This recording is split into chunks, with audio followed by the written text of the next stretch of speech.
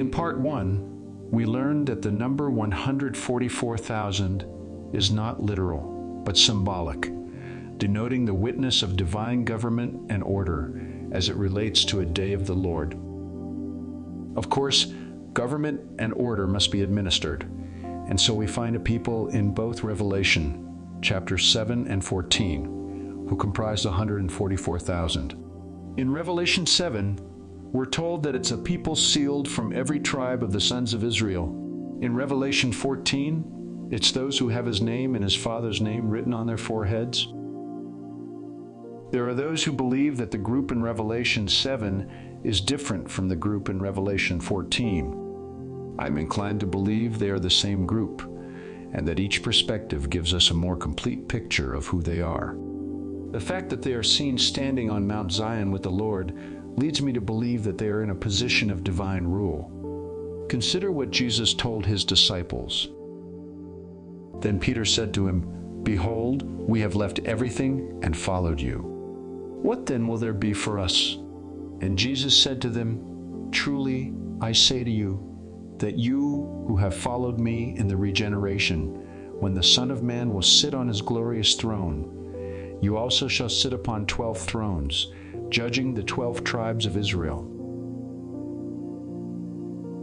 In keeping with what Jesus said to his disciples, we find this: "And he who overcomes and keeps my works until the end, to him I will give power over the nations. He shall rule them with a rod of iron. They shall be dashed to pieces like the potter's vessels, as I also have received from my Father. To him who overcomes, I will grant to sit with me on my throne, as I also overcame and sat down with my Father on his throne." Divine government and order is the essence of the 144,000. So in keeping with what Jesus told his disciples, John sees 24 thrones around the throne of God with 24 elders, clothed in white garments with golden crowns on their heads. 24 is 2 12s, again signifying a witness of divine government and order. Stephen Jones gives us the spiritual meaning of this number. 24 is the number of priesthood. Even as the number 12 is the number of governmental perfection, its multiple is the number of priesthood, wherein lies the call to spiritual government. It is a heavenly government of priesthood rather than a political government of kings. God revealed to David the pattern of the heavenly temple so that he could draw the blueprints for the temple on earth that his son, Solomon, was to build. Among these patterns was a change in priesthood from 12 to 24 courses of priests. For this reason also, we read in Revelation 4:4 of the 24 elders around the throne, after which the earthly manifestation was patterned. In 1 Chronicles 24, 1 through 18, where David divided the priesthood into 24 courses, we find another natural division. The 24 courses are composed of 16 men of the family of Eleazar and 8 of the family of Ithamar. The number 16 speaks of love, while the number 8 speaks of new beginnings. The number 24, then, which signifies priesthood, cannot be understood apart from the context of a new beginning of spiritual rebirth and love as the foundation of their character. As we see, the number 24 is a multiple of 12 and speaks of a heavenly government of priesthood rather than a political government of kings. The fact that they are around the throne indicates that they are seated with Christ in his throne, ruling with him as he promised. Inasmuch as this is a spiritual throne, it far transcends that of an earthly and carnal government. No wonder they have his name and his Father's name written on their foreheads. This, I believe, denotes the mind of Christ. Only one who is truly spiritual is qualified to reign with the Lord. In Revelation 7, we're told that 12,000 from each of the 12 tribes of Israel are sealed.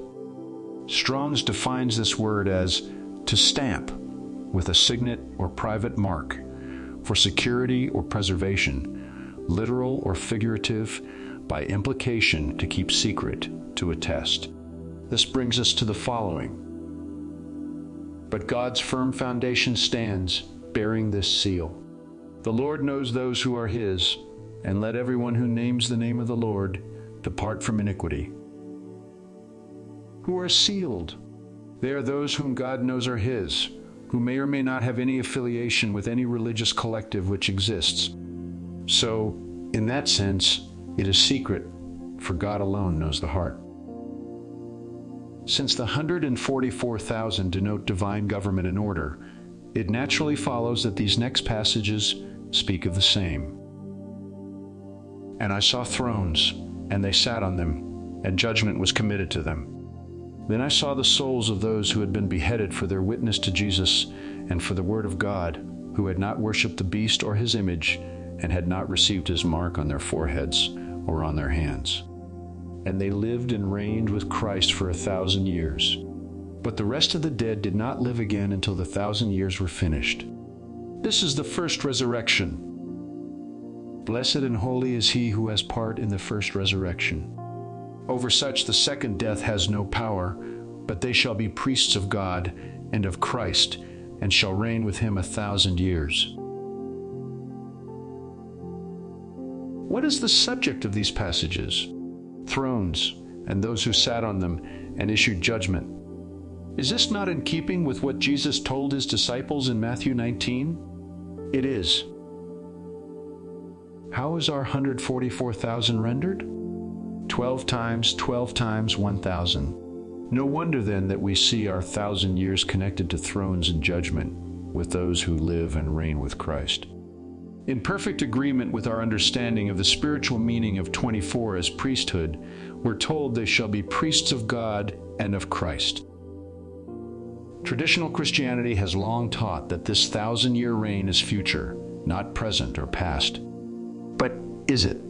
Has Christ and those who are seated with him waited 2,000 years to render judgment? Does this make any sense at all? In our next video study, we will continue our look at the 144,000